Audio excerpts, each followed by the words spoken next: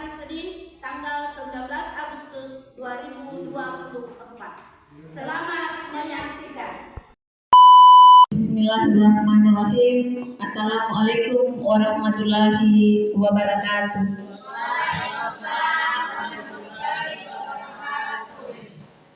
Pertama-tama marilah kita memanjatkan puji syukur kehadirat Allah Subhanahu wa taala karena pada hari ini kita masih diberikan kesempatan untuk datang di tempat ini dalam rangka untuk melaksanakan kewajiban kita sebagai guru, dan kami berdua dan calon guru penggerak meminta kesediaan Bapak Ibu untuk hari ini menghadiri acara atau kegiatan destinasi penyebaran pemahaman dan penerapan pengalaman.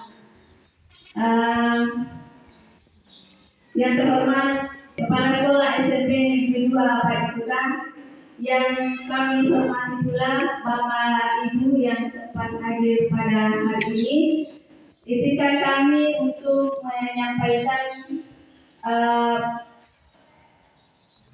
pemahaman tentang budaya positif, di mana modul ini adalah merupakan salah satu syarat untuk kami bisa lulus sebagai guru penggerak, di mana sebelumnya ada satu kegiatan yaitu tentang pemaparan visi-misi, dan yang kedua adalah tentang budaya positif.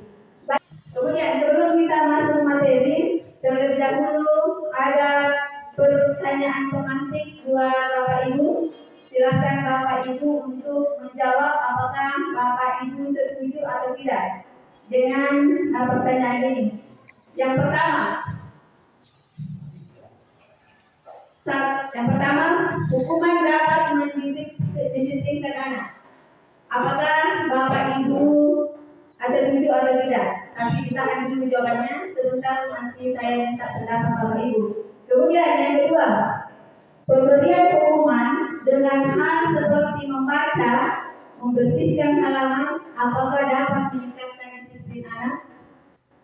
Kemudian yang ketiga adalah memberi penghargaan dapat meningkatkan motivasi belajar anak. Baik, saya berikan kesempatan kepada Bapak Ibu yang ingin berpendapat. Apakah jawabannya hanya dua, ya atau tidak? Setuju atau tidak setuju? Kalau misalnya pernyataannya hukuman dapat mendisiplinkan anak. Baik, saya berikan kesempatan kepada siapa yang ingin berpendapat. Silakan Pak Ali. Yang pertama, terima kasih atas kesempatan yang diberikan. Assalamualaikum warahmatullahi wabarakatuh.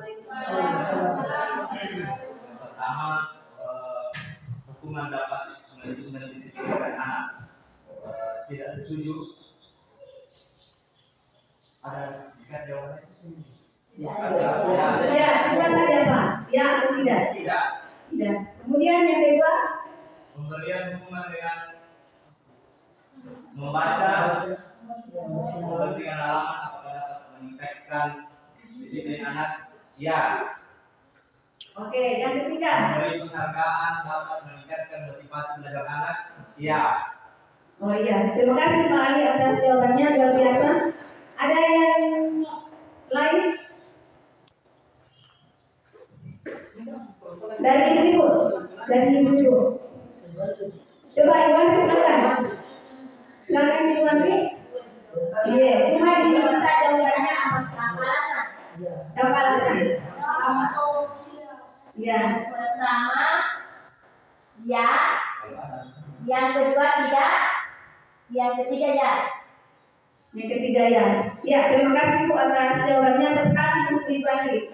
Nah, untuk memastikan jawaban ya atau tidak sebentar akan terjawab setelah pembahasan materi berikutnya. Ya. Selanjutnya, perubahan paradigma.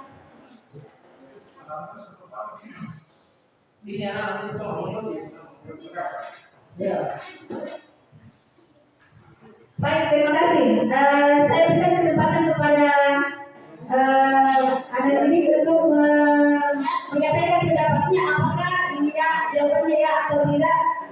dengan Nomor 1 apa?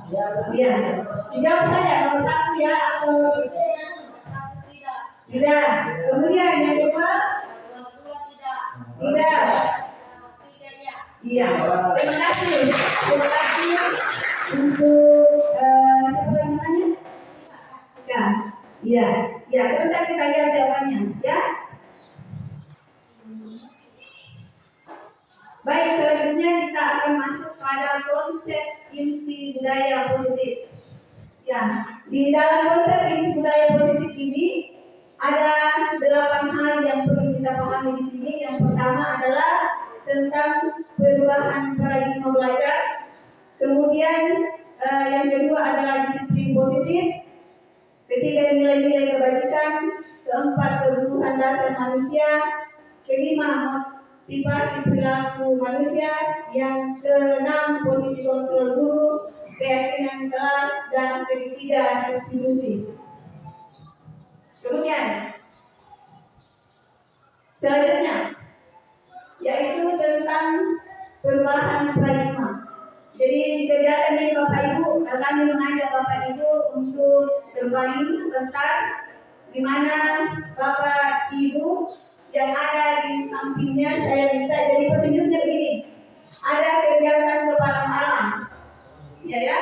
Kemudian ada A dan B. A dan B ini yang ada di samping kita saja, samping kiri kanan tak.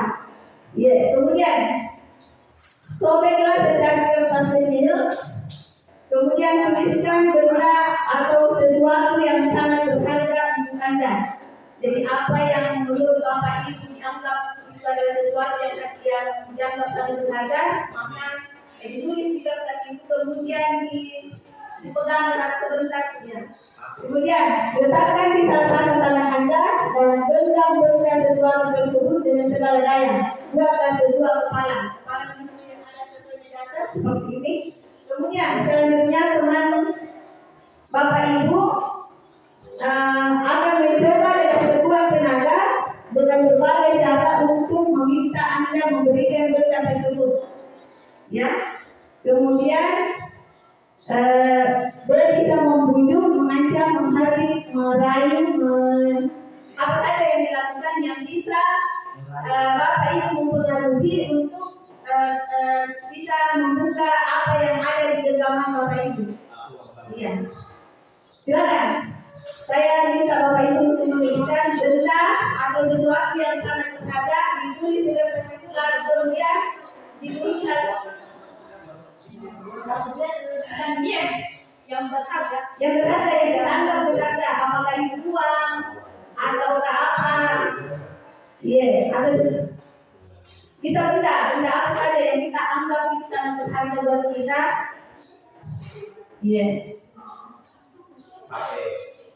Sudah. menulis sedikit saja apa yang menurut yang paling berharga. Jadi Bapak berharga di kehidupan kita. Jadi Bapak ini diminta untuk menuliskan satu kata, ya, atau benda atau apa saja yang dianggap itu sangat berharga buat kita, ya. Sudah.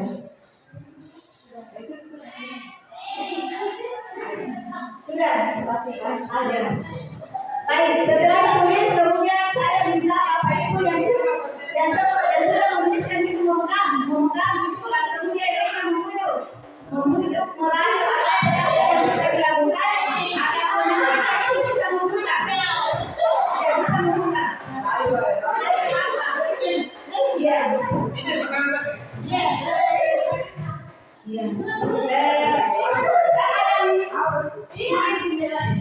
Bisa mungkin Bu Indah dengan Ibu Eli untuk maju ke depan. Atau siapa Bapak Ibu yang mau maju ke depan untuk memperagakan? Kemudian Pak Ali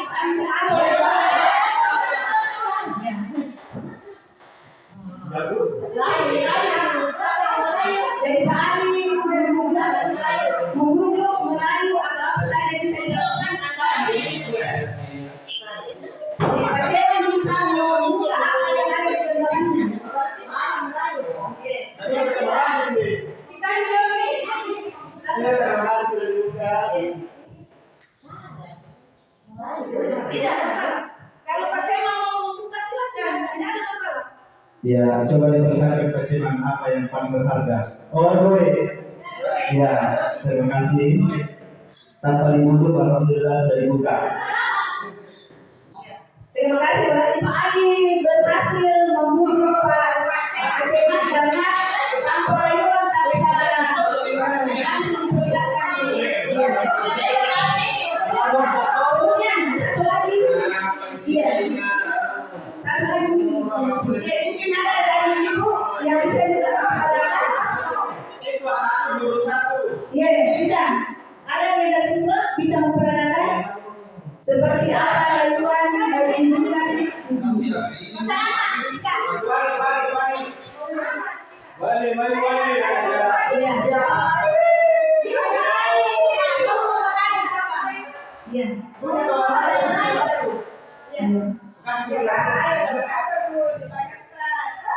Iya, berusaha lagi bagaimana supaya Bu Ani ini bisa membuka apa yang ada di genggamannya. Kalau tidak Bu Ani kalau tidak mau memperlihatkan. iya,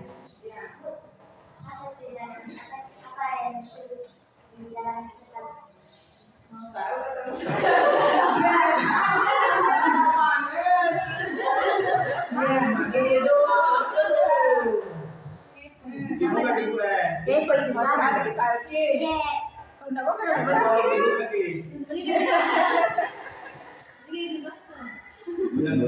dulu. Apa dijadikan ini? Apa? Dibuka dulu, kasih maaf ya. berusaha sampai Bu Ani bisa membuka kepala takutnya untuk memperlihatkan apa yang ada di genggamannya.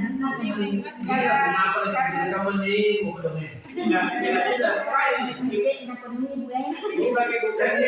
Satu, Kak.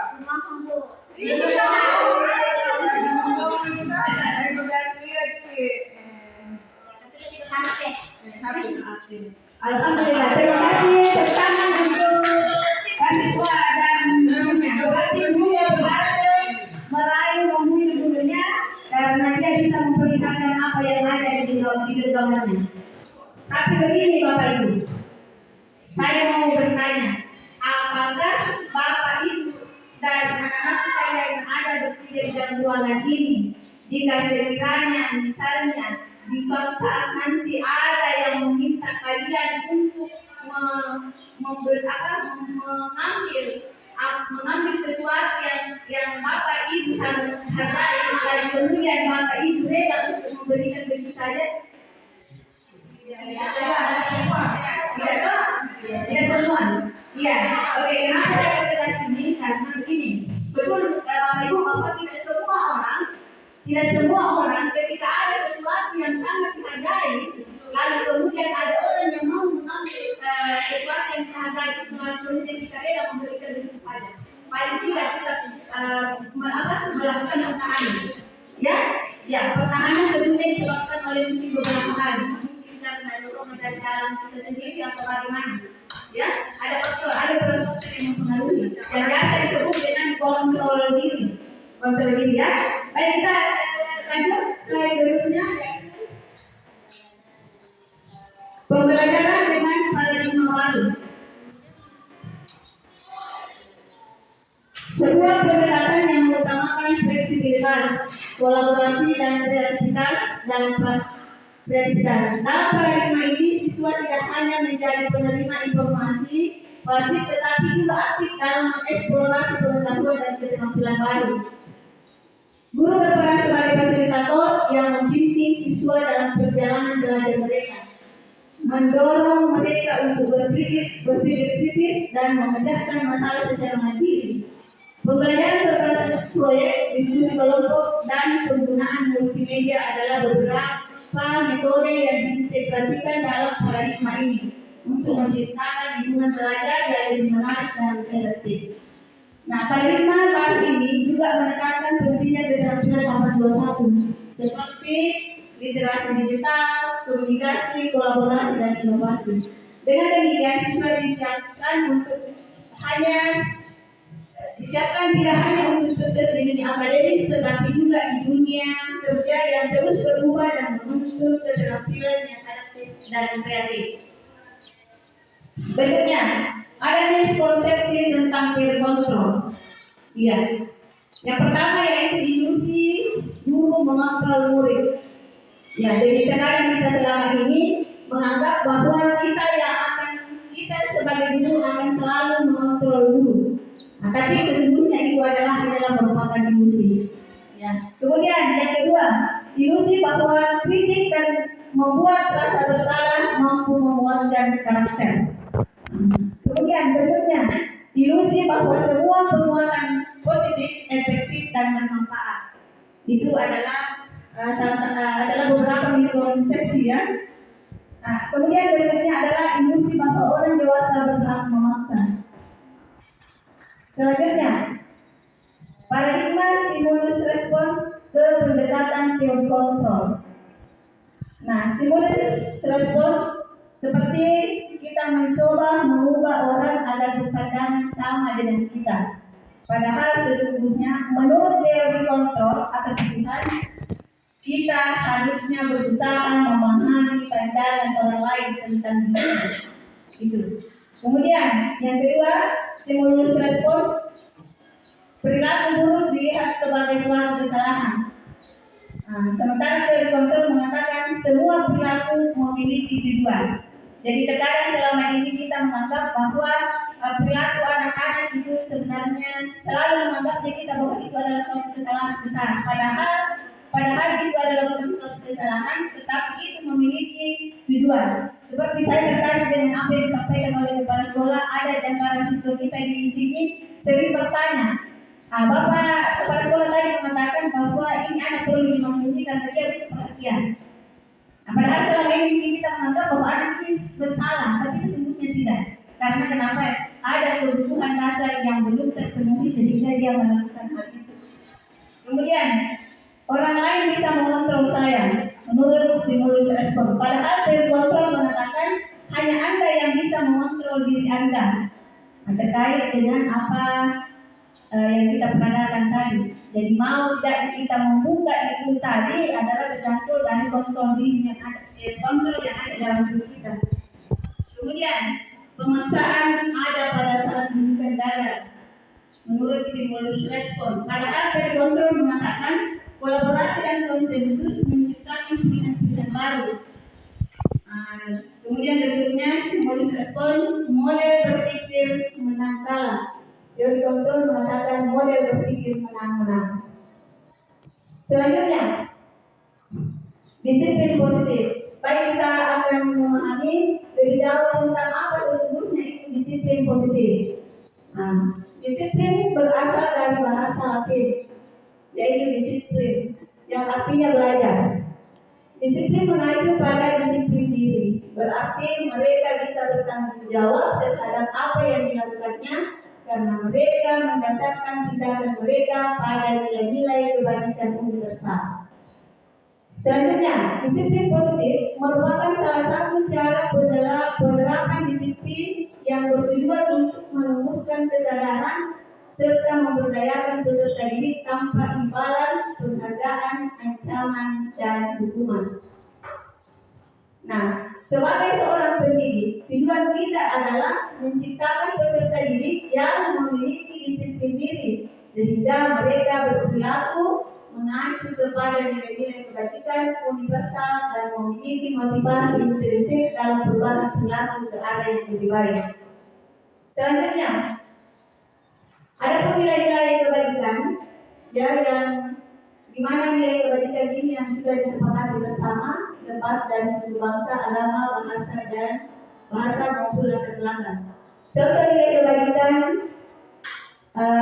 yang biasa diterapkan di institusi atau organisasi, misalnya profil pelajar Pancasila, di mana profil pelajar Pancasila itu adalah bagaimana terciptanya peserta didik yang beriman, bertakwa pada Tuhan Yang Maha Esa, berakhlak mulia, berkebinekaan global, gotong royong, mandiri, kreatif, dan berkenalan kritis.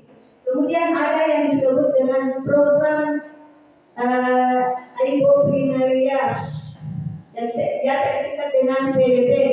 Apa di situ harapan kita yaitu bagaimana siswa kita itu bisa bersikap toleransi, rasa hormat, integritas, mandiri, menghargai, antusias, empati, keinginan tahuan, kreativitas, kerjasama, percaya dan komitmen. Kemudian keterampilan hidup atau yang biasa disebut dengan life skill.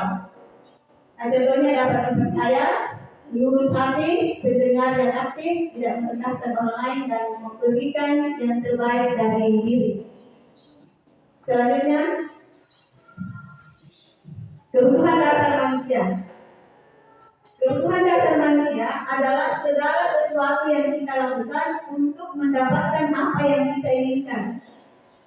Seluruh tindakan yang kita lakukan itu memiliki tujuan tertentu.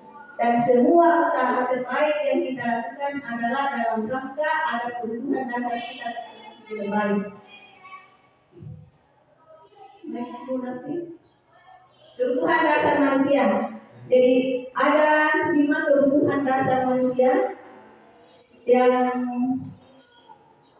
harus kita pahami, termasuk kita sebagai seorang pendidik, bahwa di dalam mendidik itu ada 5 kebutuhan dasar siswa yang harus terpenuhi. Apa yang pertama adalah bertahan hidup, di mana di sini contohnya adalah misalnya makanan, pakaian, tempat tinggal, keamanan, kesehatan.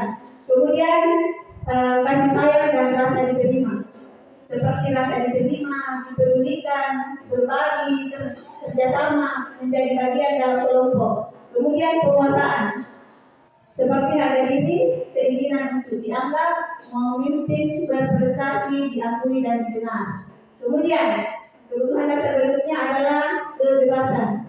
Contohnya mandiri, memiliki pilihan, mencoba hal baru, mampu mengendalikan arah dirinya, dan yang terakhir adalah kesenangan. Misalnya dengan bermain, humor, antusiasme, dan tertawa.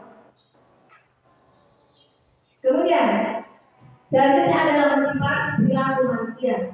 Jadi segala apa yang kita lakukan, tindakan apa yang kita lakukan itu tentunya adalah ada motivasi, baik itu yang berasal dari dalam diri kita maupun yang berasal dari luar. Motivasi perilaku manusia. Yang pertama yaitu untuk menghindari ketidaknyamanan hukuman. Jadi biasa ada orang melakukan suatu kegiatan itu karena hanya ingin menghindari ketidaknyamanan atau hukuman. Kemudian terkadang juga ada orang hanya ingin mendapatkan imbalan, penghargaan dari orang lain. Jadi misalnya kita sebagai guru, saya pribadi misalnya cepat datang di sekolah karena hanya ingin mendapatkan penghargaan dari kepala sekolah. Nah itu adalah merupakan salah satu contoh motivasi yang dari luar, eksternal. Nah, apa saja yang termasuk motivasi dari dalam diri atau yang biasa disebut dengan intrinsik, yaitu untuk menjadi orang yang mereka inginkan dan menghargai diri sendiri dengan nilai-nilai yang mereka percaya. Contohnya kita di sini tidak apa-apa barangkali karena ini memang kenyataan saya lihat ibu kita ibu Narti itu terkadang datang tepat waktu karena memang dia motivasinya datang di sekolah itu karena motivasi dari dalam diri sendiri. Dia ingin menghargai dirinya sendiri dan menyadari bahwa itu adalah merupakan tanggung jawab saya, sehingga meskipun tidak ada kepala sekolah, saya tetap datang di sekolah tepat waktu. Meskipun mungkin tidak selama ini tidak pernah mendapatkan penghargaan dari kepala sekolah, tetapi karena adanya motivasi intrinsik yang ada di dalam dirinya, menyadari dirinya bahwa saya ini adalah ASN yang punya kewajiban mulai dari jam sekian sampai jam sekian, sehingga dia bisa datang tepat waktu dan pulang tepat waktu. Jadi dari ketiga motivasi di atas, yang perlu kita miliki sebenarnya sebagai guru adalah motivasi intrinsik. Iya, dari dalam. Dari dalam maksudnya adalah punya kesadaran sendiri, ya, ingin menghargai dirinya sendiri sehingga datang tepat waktu. Selanjutnya, ini hukuman, konsekuensi, dan restitusi. Jadi hukuman Baik, jadi hukuman ketiga kegiatan di atas ini, hukuman, konsekuensi, diskusi ini terkadang kita sebagai guru melakukan hal ini, tapi kita tidak menyadari bahwa hal ini adalah merupakan hukuman, hal ini adalah merupakan konsekuensi, hal ini adalah merupakan restitusi. Ketiga hal ini adalah merupakan salah satu hal yang sangat penting untuk dipahami oleh seorang pendidik dalam rangka untuk memperlakukan siswanya. Ketika misalnya ada siswa yang melakukan pelanggaran atau merasa bersalah, maka yang perlu dipahami oleh guru ketiga hal di atas. Ya, jadi jangan langsung dipersalahkan, tetapi perlu dulu ditanya apa alasannya. Misalnya ada anak yang sering terlambat, kita di sini kan sering ada anak terlambat. Nah, ketika ada anak terlambat seperti ini, itu tidak boleh langsung kita menyalahkan dia, memberikan hukuman apa dan sebagainya, tetapi perlu kita pertimbangkan, perlu kita tanya dulu apa alasannya sampai melakukan atau dia terlambat. Jadi hukuman ini tidak terencana, jadi tiba-tiba terkadang kita lakukan. Kemudian murid tidak tahu apa yang akan terjadi dan tidak dilibatkan. Kemudian bersifat satu arah dan berupa hukuman fisik atau psikis, itu adalah termasuk hukuman. Kemudian konsekuensi terencana, disepakati sesuai peraturan. Kemudian berikutnya murid tetap dibuat tidak nyaman. Kemudian yang ketiga, sikap guru selalu memonitor murid. Yang ketiga adalah restitusi. Restitusi ini adalah merupakan proses menciptakan kondisi bagi murid untuk memperbaiki kesalahan. Dan yang kedua adalah proses kolaborasi yang mengajarkan murid untuk mencari solusi sendiri. Ya, jadi sebentar akan dicontohkan mungkin sama Ibu Narti bagaimana penerapan ketiga hal tersebut di atas. Selanjutnya kami persilakan kepada Ibu Narti. Ya, masih semangat Bapak Ibu? Semangat. Mana semangat tak? Mana semangat tak? Alhamdulillah kalau masih semangat. Baik, terima kasih kesempatan yang diberikan oleh Ibu Rahma. Terima kasih juga Bapak dan Ibu sudah memenuhi undangan kami untuk mengikuti diseminasi hari ini. Jadi saya akan melanjutkan mengenai hukuman, konsekuensi dan restitusi. Jadi bisa kita lihat di atas bahwa ada identitas gagal dan ada identitas sukses. Kalau dari tabel di atas bisa kita lihat bahwa hukuman itu merupakan identitas gagal. Jadi ketika kita memberikan hukuman kepada anak-anak, berarti kita gagal dalam membina anak-anak. Sementara identitas sukses di sini mendisiplinkan anak, ada di dalamnya konsekuensi dan restitusi. Jadi tetap ada konsekuensi. Ya, jadi jangan mengatakan bahwa ketika restitusi dijalankan sudah tidak ada lagi konsekuensi, tetap ada konsekuensi sesuai dengan keyakinan kelas atau keyakinan sekolah yang kita susun. Jadi misalnya anak-anak terlambat datang, apa konsekuensinya? Itu tetap harus dijalankan. Meskipun sebentar kita mengadakan restitusi kepada anak tersebut untuk menanyakan apa yang menyebabkan anak kita terlambat datang ke sekolah. Jadi konsekuensinya tetap berjalan. Begitu Bapak Ibu. Selanjutnya di papan ada beberapa pernyataan. Ya, Bapak dan Ibu diminta untuk memberikan masukan atau jawaban apakah ini termasuk hukuman atau konsekuensi. Yang pertama, berdiri di depan kelas sambil mengangkat kaki satu karena tidak bisa menjawab pertanyaan. Pertanyaannya, apakah ini hukuman atau konsekuensi? Hukuman. Terima kasih, kita simpan jawabannya ya. Selanjutnya, membersihkan tumpahan air di meja karena tersenggol pada saat belajar. Saya ingin bertanya ke anak-anakku ini yang 3 orang, apakah ini hukuman konsekuensi. Oke, kita lanjut. Kehilangan 10 menit jam istirahat untuk mengerjakan tugas karena terlambat datang dan tertinggal pelajaran selama 10 menit. Kembali lagi saya tanyakan kepada anakku, apakah ini hukuman atau konsekuensi? Yang disuruh ditinggal 10 menit karena terlambat juga datang 10 menit. Apakah ini hukuman menurut anak-anakku atau konsekuensi? Konsekuensi. Oke, lanjut ya. Lari mengelilingi lapangan basket 2 kali karena terlambat 10 menit untuk pelajaran PJOK. Menurut Bapak dan Ibu, apakah ini hukuman atau konsekuensi? Hukuman. Hukuman. PJOK ya, PJOK. Oh, dijelaskan. Ya, lari keliling lapangan di mata pelajaran PJOK. Oh, iya. Hukuman atau konsekuensi? Kita lanjut. Membersihkan WC sekolah karena mematahkan pensil kawannya. Menurut anak-anakku kembali lagi, hukuman atau konsekuensi? Hukuman. Lanjut. Berjemur di lapangan basket pukul 12 siang karena mengobrol dengan teman. Hukuman atau konsekuensi? Hukuman. Jadi selanjutnya mencatat 100 kali di dalam buku kalimat saya tidak akan terlambat lagi karena terlambat ke sekolah. Apakah itu hukuman atau konsekuensi? Ada yang konsekuensi, ada yang hukuman.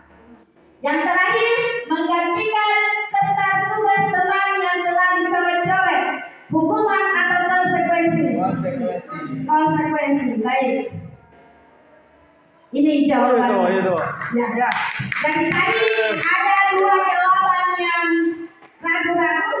Yang pertama, lari mengelilingi lapangan basket 2 kali karena terlambat 10 menit untuk pelajaran PJK. Itu merupakan konsekuensi. Mengapa? Karena di pelajaran PJK ada namanya pemanasan terlebih dahulu. Ya.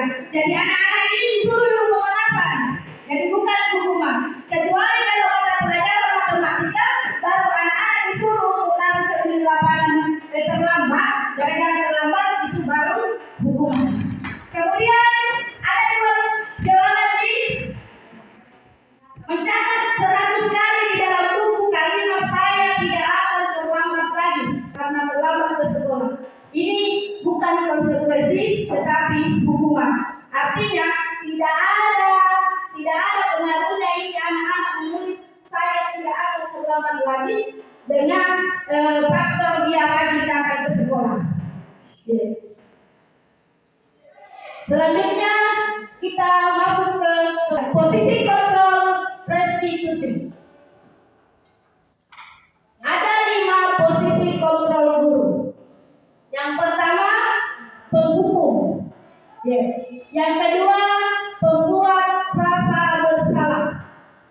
Kemudian yang ketiga, teman. Yang keempat, pemantau. Dan yang kelima, manajer. 5 posisi kontrol bisa dijelaskan di sini. Yang mana itu penghukum? Penghukum itu yang dilakukan oleh guru menghardik, menunjuk-nunjuk dan menyakiti atau menyindir siswa. Di sini kita berada di posisi penghukum. Kapan seorang guru berbuat di posisi membuat orang merasa bersalah? Dengan berceramah atau menunjukkan kekecewaan mendalam. Jadi kalimat lembut tetapi memberikan anak-anak nasihat itu sebenarnya masuk dalam posisi membuat orang merasa bersalah. Apalagi kalau sudah dikatakan seperti ini, tidak menghormatinya ibu nak, bateku itu nak, ya itu masuk dalam membuat orang merasa bersalah. Jadi anak-anak merasa bersalah kepada kita. Ya, itu posisi kontrol di pembuat orang merasa bersalah. Dan ternyata ini identitas gagal. Dan saya mengakui saya biasa melakukan ini. Ya. Sebelum belajar di 5 posisi kontrol, saya pernah melakukan ini. Ya, sering. Ketika kita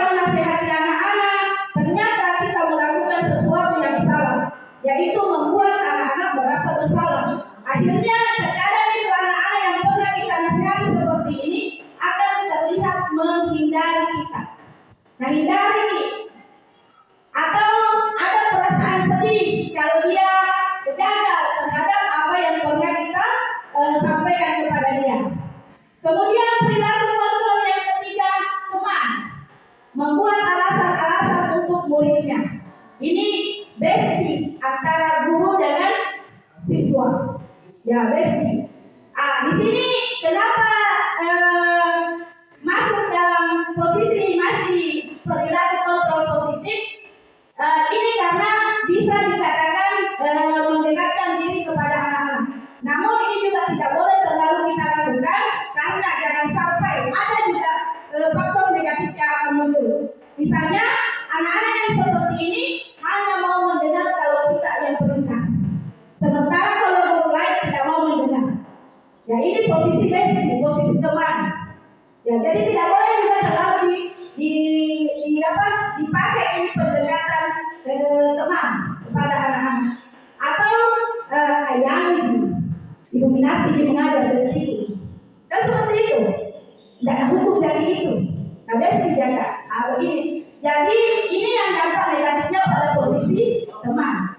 Kemudian pemantau, menghitung dan mengukur.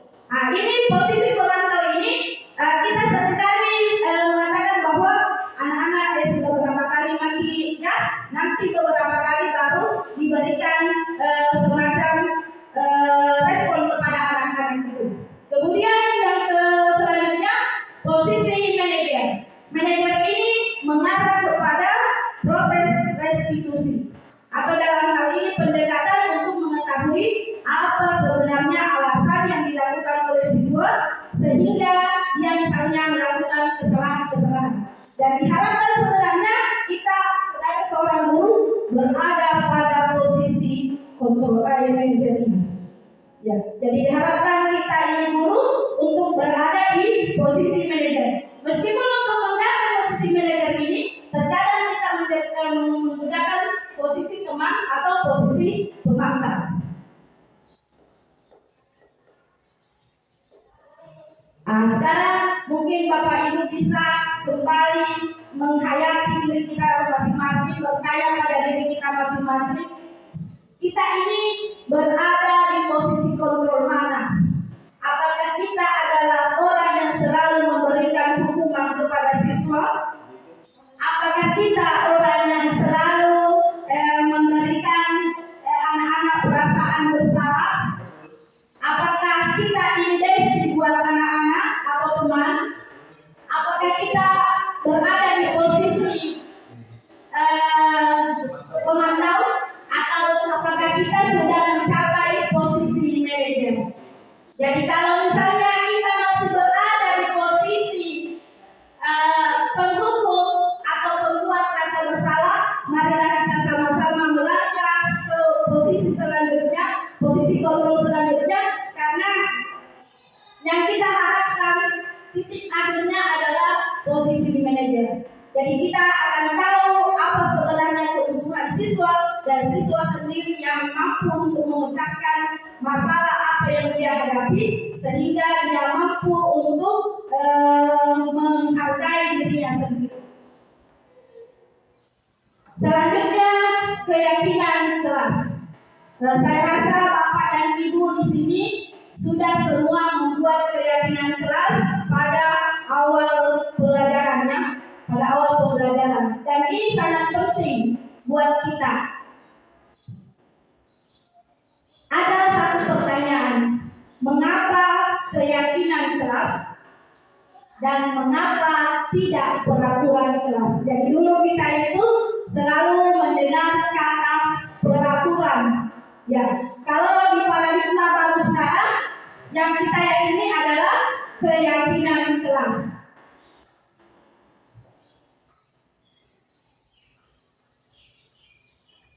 Ya, cara untuk melakukan pembentukan keyakinan sekolah atau kelas, yang pertama, keyakinan kelas bersifat lebih abstrak daripada peraturan yang lebih rinci dan konkret.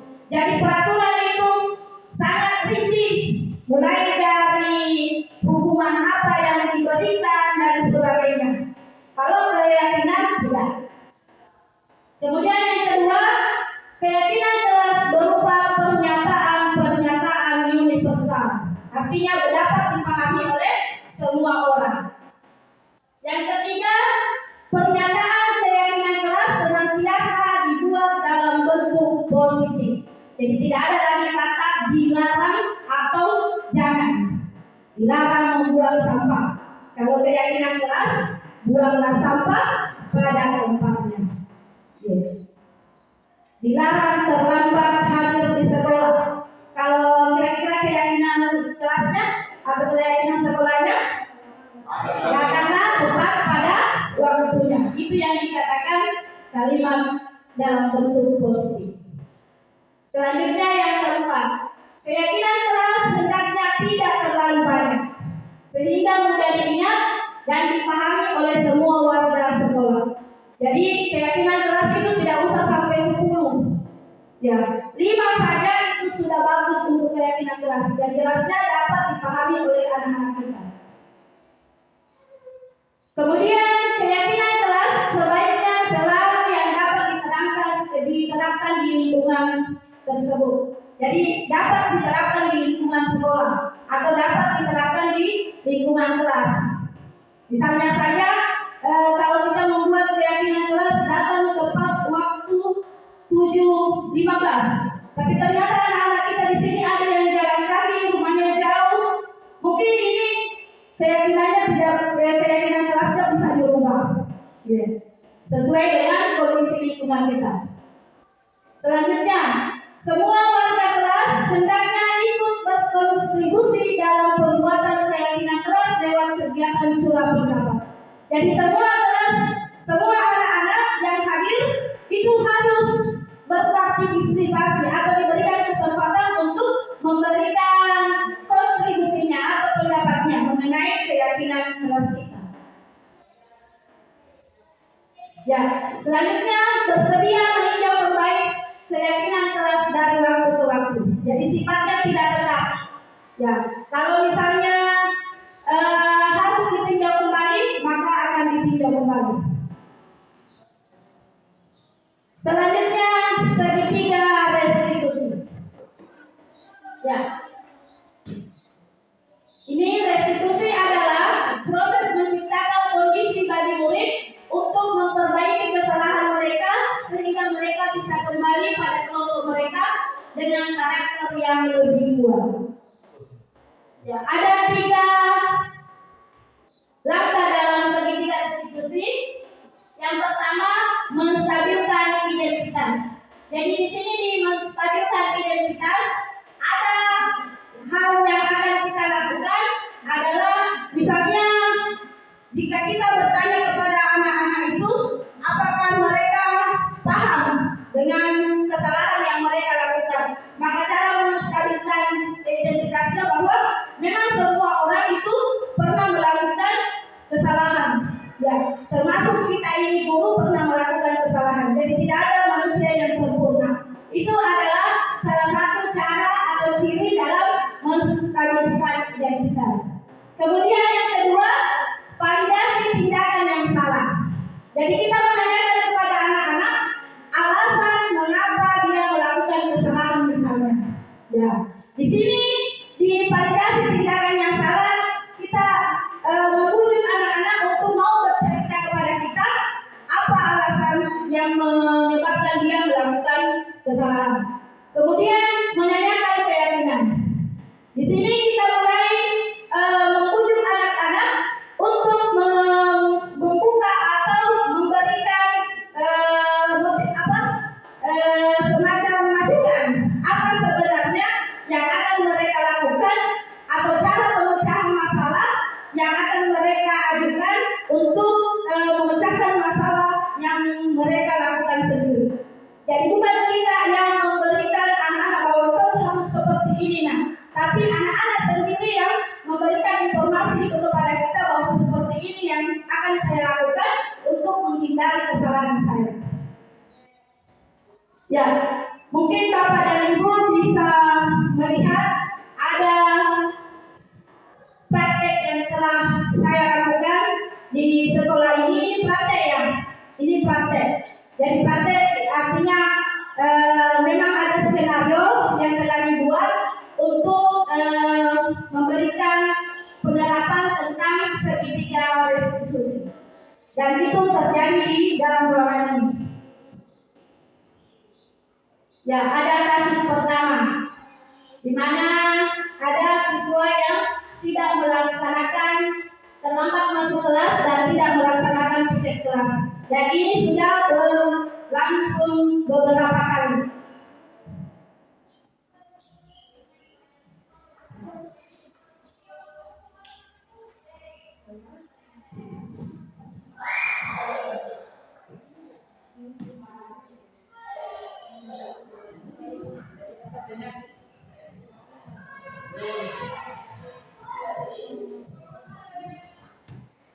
Ya, jadi di sini anak-anak sudah sementara belajar, sudah masuk ke pertanyaan pemberian motivasi, ya. Baru ada anak-anak yang terlambat datang. Ya. Jika kita bertanya lagi mengapa dia duduk, ini adalah salah satu budaya kita di sekolah ini dalam hal siswa memberikan penyampaian kepada kita sebagai guru.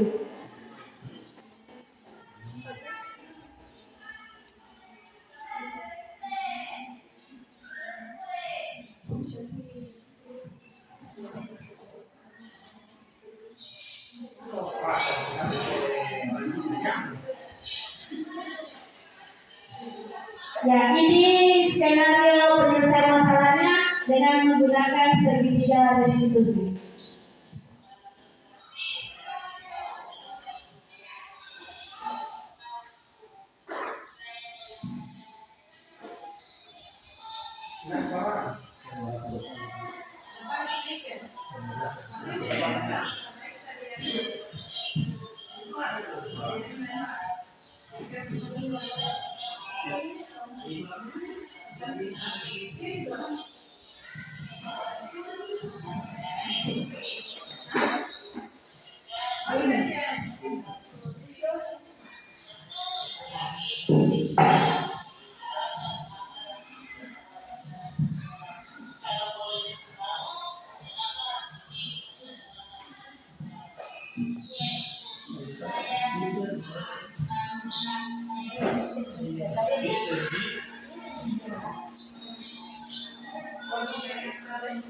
Validasi bidang yang sedang menanyakan apa masalahnya sehingga dia terlambat.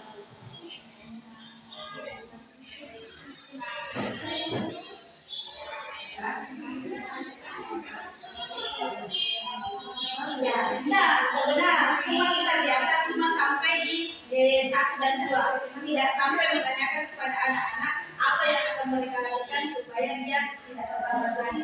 Ya. Ya. Jadi sebenarnya kita sudah melakukan ini, ya 1 dan 2. Sekarang kalau kita panggil siswa, kita akan menanyakan mengapa mereka terlambat datang. Tetapi sesudah itu kita tidak memberikan kesempatan kepada siswa untuk mengungkap pendapatnya apa yang mereka akan lakukan supaya tidak terlambat lagi. Ya, yang biasa kita lakukan, kita yang nasihati, kita yang kasih petunjuk. Nah, pada saat kita yang kasih petunjuk, kita yang kasih nasihati, apakah itu efektif atau tidak? Terkadang tidak. Ya, terkadang tidak. Ya, jadi kalau misalnya anak-anak sendiri yang mengemukakan pendapatnya bahwa mereka akan melakukan seperti ini, ya berarti kita sudah mencapai 3 langkah restitusi. Ya.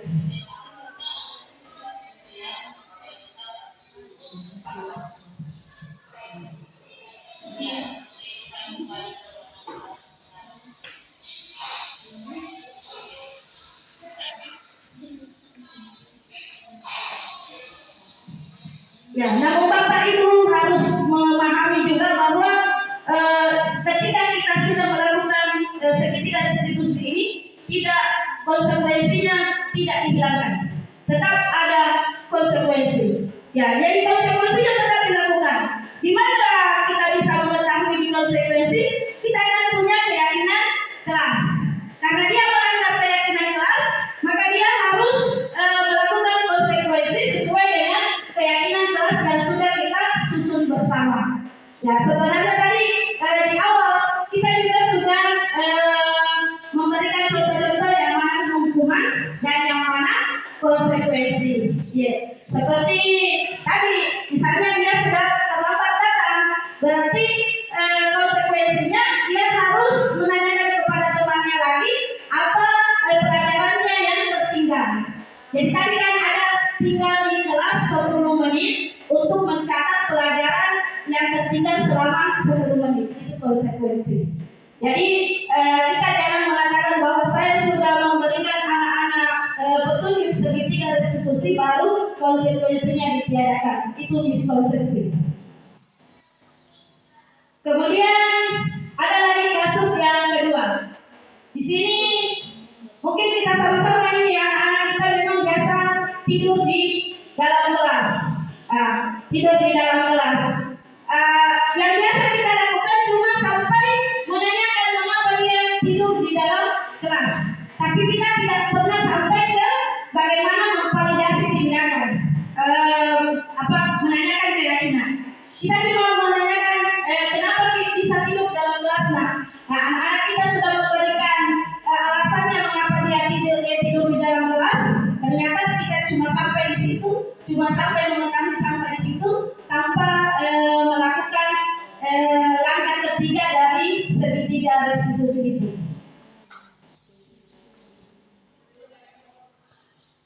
Tadi benar.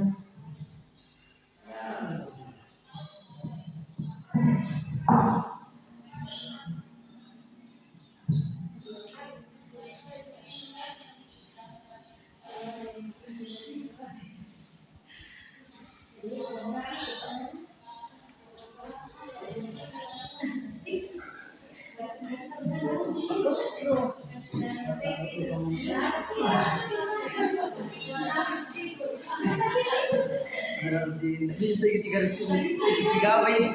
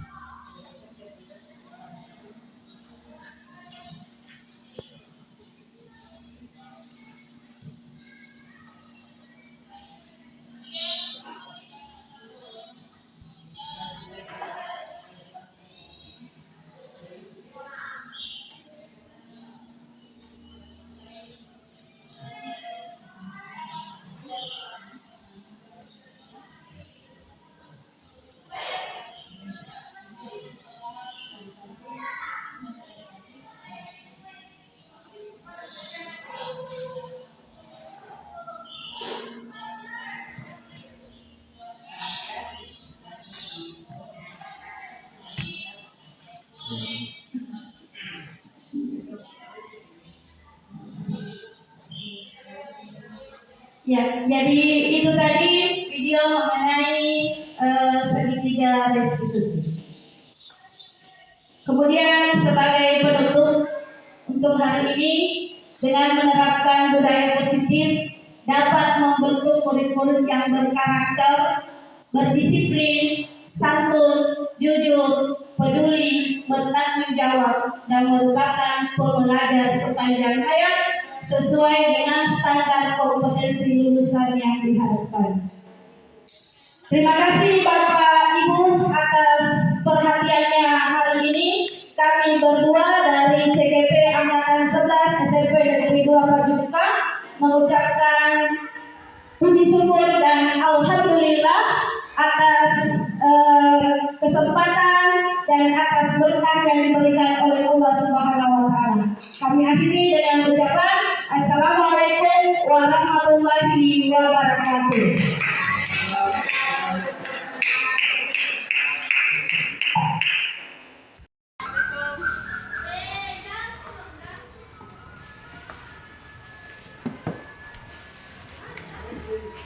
Kenapa Lisa?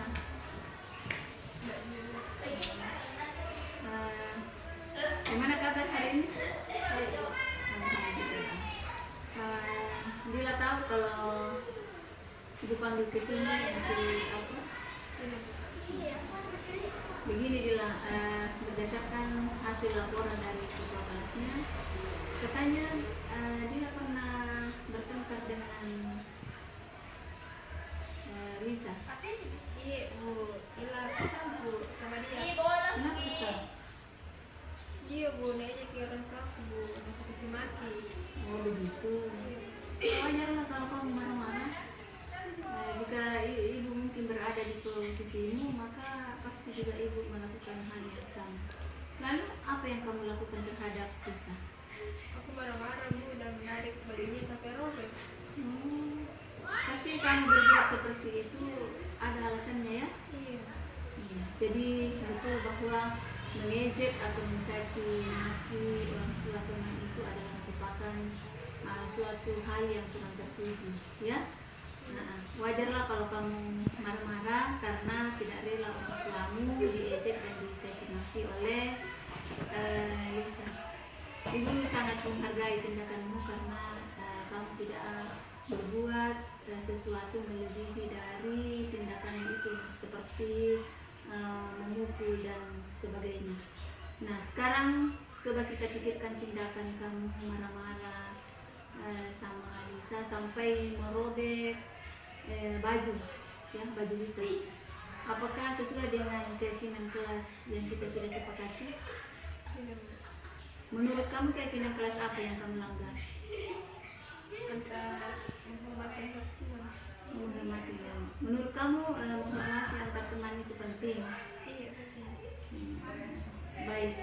Jadi apa yang harus kamu lakukan untuk saat kamu marah-marah? Harus sabar bu. Sabar. Baik. Apakah kamu bersedia untuk memperbaiki apa yang menjadi kesalahanmu? Iya bersedia. Iya. Apa yang akan kamu lakukan untuk memperbaiki kesalahanmu itu? Kalau aku dicaci maki dan edit lagi bu, aku akan melaporkan kepada guru atau guru wali saya. Betul sekali tindakanmu itulah jika lain kali misalnya ada di antara temanmu yang mengejek atau mencaci maki, maka sebaiknya kita melapor kepada guru atau guru kita ya. Baik Dila, semangat dan tetap kembali ke kelasnya. Terima kasih bu. Iya, sama-sama. Waalaikumsalam warahmatullahi wabarakatuh. Apa kabar hari ini Wahyu? Baik bu, Wahyu tahu kalau ibu panggil ke sini untuk apa? tidak bu. Begini Wahyu, menurut laporan dari guru Pinket, katanya kita sering terlambat. Iya bu, Menurut ingatan Wahyu, kira-kira sudah berapa kali terlambat? 5 kali bu. 5 kali? Iya bu. Baik Wahyu, jadi berbuat kesalahan itu adalah manusiawi ya, tetapi yang terpenting dari kesalahan itu adalah bagaimana kita bisa mengambil pelajaran dan berusaha untuk memperbaiki kesalahan itu. Iya. Baik, kita cari solusinya bersama ya. Iya bu. Ibu mau tanya, Wahyu sering terlambat itu pasti punya alasan ya, kira-kira apa alasannya sampai Wahyu sudah 5 kali terlambat? Karena sering begadang bu, sambil main HP jadi kurang tidur. Kamu tahu keyakinan kelas yang sudah kita sepakati? Tahu bu, kalau terlambat ke sekolah sesuai dengan keyakinan kelas kita yang sudah disepakati. Jadi keyakinan kelas apa yang kamu langgar? Disiplin bu. Menurut kamu disiplin itu penting? penting Bu, karena dapat membuat saya datang tepat waktu dan bisa menghargai waktu. Iya, betul. Jadi menghargai waktu itu penting ya, dan sangat bermanfaat untuk kita, untuk diri sendiri.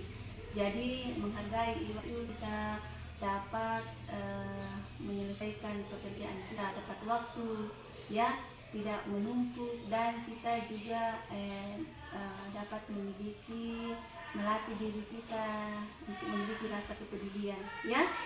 Iya, Bu. Iya. Jadi bagaimana itu? Bagaimana ini? Iya Bu, saya menyesal sering terlambat, saya mohon maaf sudah sering terlambat. Iya. Betul. Sikap kamu sangat baik karena sudah sikap kamu sudah baik karena kamu sudah dapat meminta maaf. Jadi menurut kamu apa yang bisa kamu lakukan agar tidak terlambat lagi? Saya akan tidur lebih cepat dan tidak begadang lagi agar bisa datang ke sekolah tepat waktu. Oke, baik. Kamu sudah menemukan solusinya dan ibu akan bekerja sama dengan orang tua kamu agar kamu tidak terlambat lagi datang ke sekolah. Ya, baik Wahyu, sekarang kamu kembali ke kelas kamu. Iya, sama-sama. Oke nah? Assalamualaikum warahmatullahi wabarakatuh. Nama saya Nufadila dari kelas 9B. Saya sangat senang diajak berdiskusi dengan Ibu Rahma untuk mengendalikan diri dari amarah dan dari perilaku teman saya. Saya juga harus belajar bersabar dan menghormati teman-teman. Sekian dari saya. Assalamualaikum warahmatullahi wabarakatuh. Warahmatullahi wabarakatuh. Nama saya Wahyu dari kelas 8A. Terima kasih Bu, saya senang sekali diajak dengan Ibu Rahma untuk menemukan solusi atas kesalahan yang telah saya lakukan. Saya tidak akan begadang lagi supaya tidak terlambat ke sekolah. Terima kasih. Wassalamualaikum warahmatullahi wabarakatuh. Assalamualaikum warahmatullahi wabarakatuh. Waalaikumsalam warahmatullahi wabarakatuh. Ya, bagaimana kabarnya hari ini? Baik. Alhamdulillah. Baik, hari ini kita akan membuat keyakinan kelas. Pernahkah kalian mendengar apa itu keyakinan kelas? Pernah. Iya. Apa itu keyakinan kelas? Kesepakatan. Apa lagi? Kesepakatan. Apa lagi? Iya, peraturan. Oke, baik. Sebelum kita masuk membuat keyakinan kelas, terlebih dahulu Ibu ingin menjelaskan sedikit tentang apa itu keyakinan kelas. Ya, mungkin kalian pernah juga dengar bahwa di sekolah kita ini ada peraturan, ya, ada tata tertib. Pernah dengar toh? Peraturan tata tertib itu mirip dengan keyakinan kelas. Toh? Begitu. Kemudian di kelas ini kita juga perlu membuat yang namanya peraturan. Tapi peraturannya itu adalah dalam bentuk keyakinan. Nah, peraturannya dalam bentuk keyakinan. Nah, kenapa dalam bentuk keyakinan?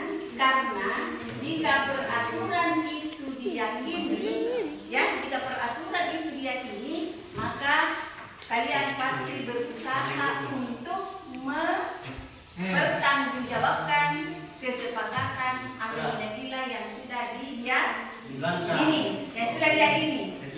Nah, begitu. Jadi, baik, Ibu sebentar akan membagikan kertas. Kemudian di kertas itu kalian menuliskan satu siswa menuliskan satu kalimat atau kata tentang apa yang menjadi keyakinan kelas yang sebentar akan disepakati. Nih, gitu. Kemudian contohnya, bagaimana contoh daripada keyakinan kelas? Jadi misalnya kalian menginginkan bagaimana sekolah kita ini kebersihannya tetap terjaga. Maka salah satu contoh keyakinan kelas yang bisa dibuat adalah dengan menjaga kebersihan. Kemudian contoh lain, misalnya kita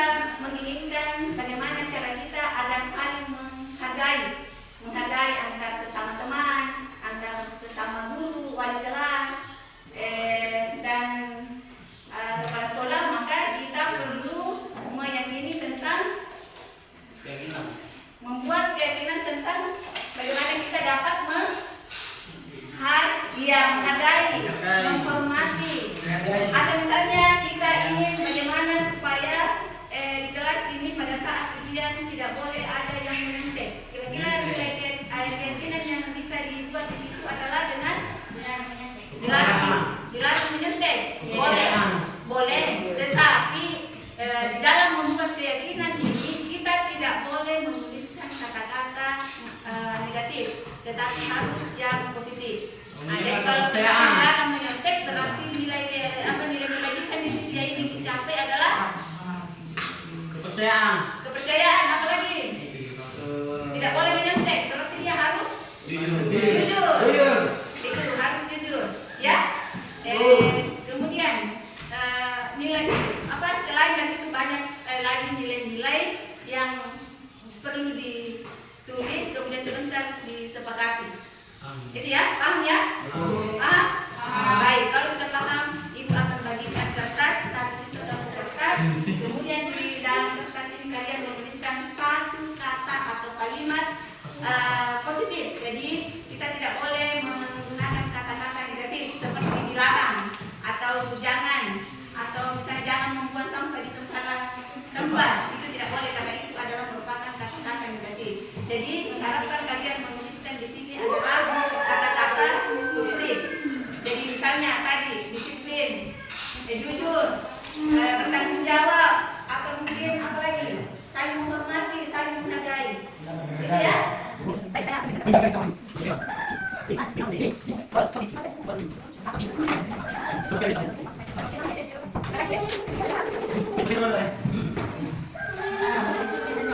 Ya, silakan.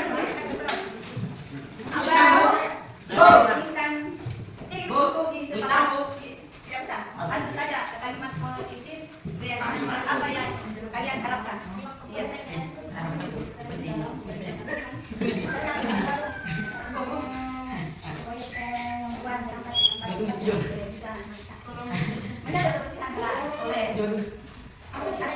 Ingat jangan menggunakan kalimat negatif, tetapi menggunakan kalimat positif.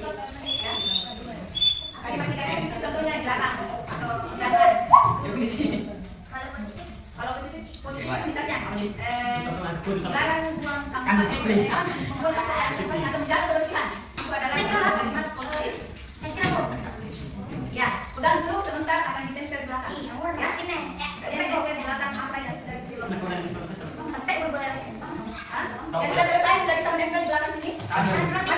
Mana lemnya? Ada lem dan lem dan.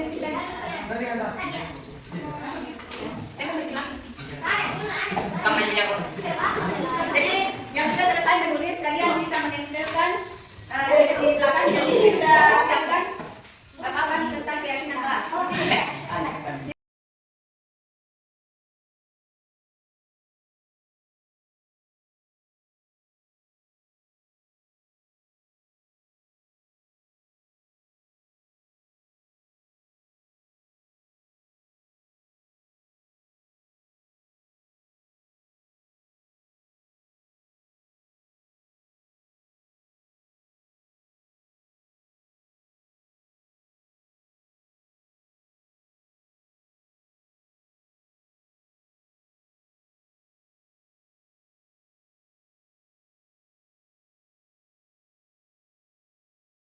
Kelas 8A. Baik, saya lihat. Ada ini. Oke.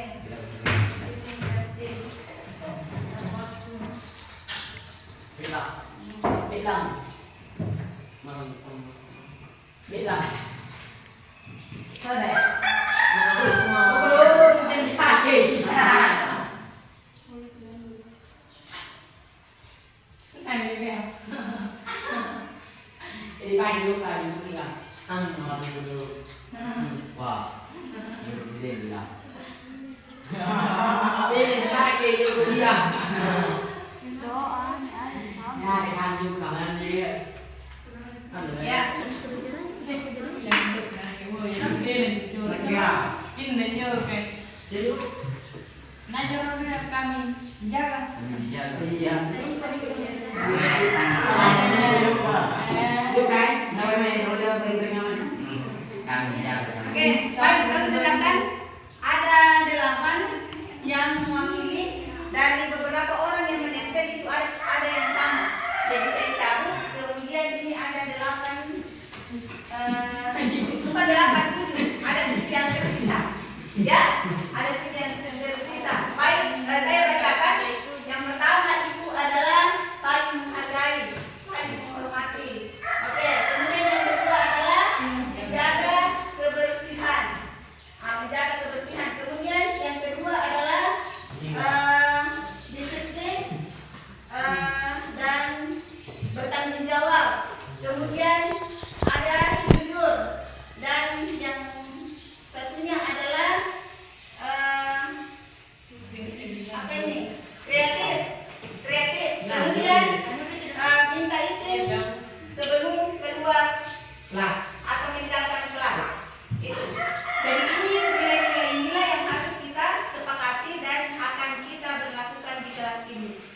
ya akan kita berlakukan di kelas ini. Baik, sebagai tanda, jadi sebagai tanda bahwa kalian sepakat dengan keyakinan kelas ini, maka Ibu minta kalian untuk menandatangani hasil kesepakatan, ya.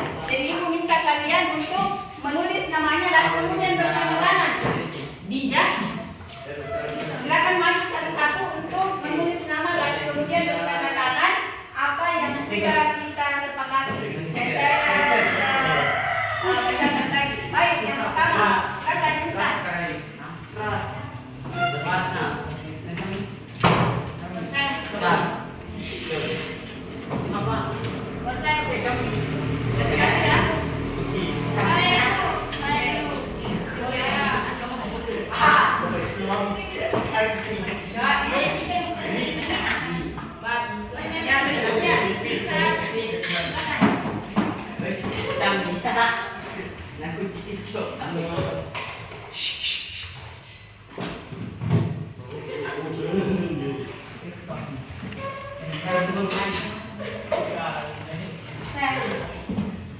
Berikutnya Dinda.